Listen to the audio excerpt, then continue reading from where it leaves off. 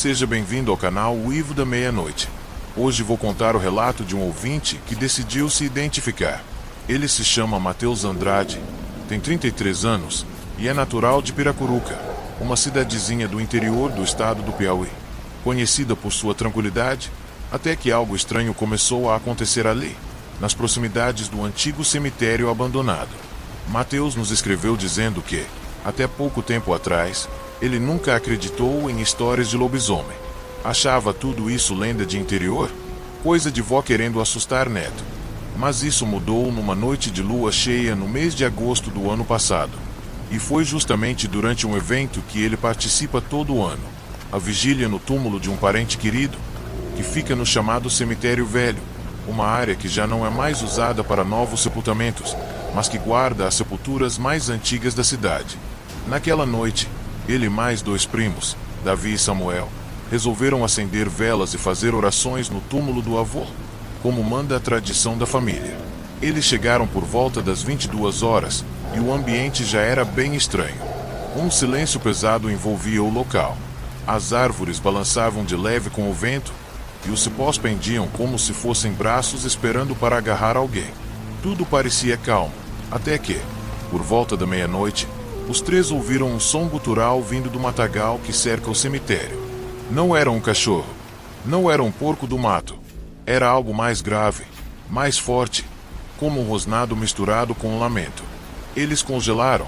Samuel chegou a dizer que podia ser uma onça, mas o avô dele sempre dizia que naquele mato havia coisa pior. O som foi se aproximando, galhos quebrando. Algo grande se movia com velocidade entre as árvores. Eles apagaram as lanternas, tentaram ficar em silêncio, mas a coisa parecia saber exatamente onde eles estavam. De repente, Matheus viu um par de olhos brilhando em meio à escuridão. Olhos dourados, quase hipnotizantes. E então o vulto saiu das sombras. Era uma criatura com mais de 2 metros de altura, com o corpo coberto por pelos negros, e uma cabeça que mais parecia a de um cão selvagem misturado com algo humano. Os dentes brilhavam sob a luz da lua, que naquela noite estava cheia e perfeitamente redonda. Os três saíram correndo entre os túmulos. Matheus contou que sentiu a criatura bem atrás dele. O chão tremia a cada passada. Ele caiu, ralou o joelho numa lápide quebrada, mas conseguiu se arrastar e se esconder atrás de um jazigo de pedra. O bicho passou correndo, como se ainda estivesse caçando os primos. O rosnado era tão forte que fazia o peito vibrar. Davi e Samuel conseguiram alcançar o portão de ferro enferrujado, mas Matheus ficou para trás. Ele disse que sentiu um cheiro de enxofre e carne podre no ar. A criatura voltou. E ali, parado diante dele, o lobisomem ergueu o focinho, soltou um uivo tão forte que parecia que o mundo ia desabar. Mas então, como se algo o impedisse, o bicho recuou lentamente e sumiu de volta entre os túmulos. Matheus correu, mancando, chorando, e conseguiu escapar. Desde aquela noite, ele nunca mais voltou ao cemitério velho. E jura que, em toda lua cheia, ainda escuta o uivo ecoando pelos becos de Piracuruca. Dizem que outros moradores já viram algo rondando perto da capela abandonada ao lado do cemitério, mas ninguém fala disso abertamente. É como se todos soubessem, mas ninguém quisesse atrair a atenção da criatura. Matheus pediu para contar sua história como um aviso. Ele nunca acreditou, até ver com os próprios olhos. E agora, ele teme que a próxima vítima talvez não consiga escapar. Se você também tem um relato como esse e deseja que a gente conte aqui, envie nos comentários ou entre em contato. Olá, bem-vindo ao canal Uivo da Meia-Noite. Hoje vou compartilhar com vocês o relato de um ouvinte que decidiu se identificar. Seu nome é Anselmo Duarte, e ele vive atualmente em Lages, no estado de Santa Catarina. Anselmo nos enviou essa história que aconteceu no ano de 2013, quando ele trabalhava como guia ecológico numa região conhecida por ser isolada e cercada por lendas locais. O que ele viveu naquela noite o acompanha até hoje, e ele jura que é tudo verdade. Na época, eu tinha aproximadamente 28 anos. Sempre fui apaixonado por trilhas e matas fechadas, e fazia disso meu trabalho e meu sustento. Guiava turistas por trilhas da Serra Catarinense, especialmente por um lugar pouco conhecido chamado Trilha do Vale Escuro, entre as comunidades de Urupema e Painel.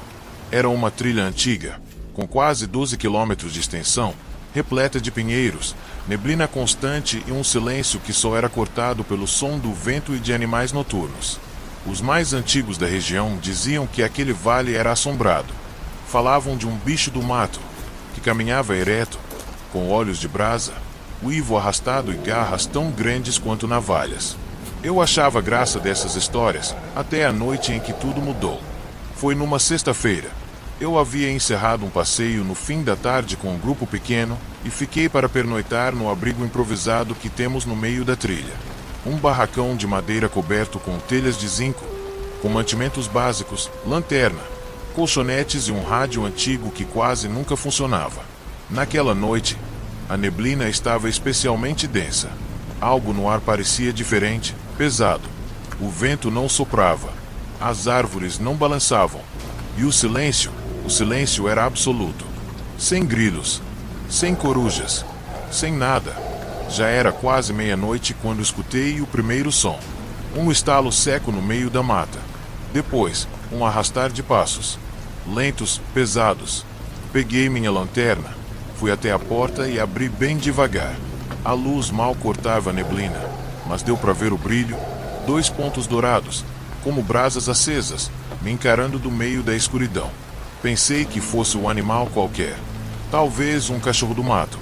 Mas então veio o uivo.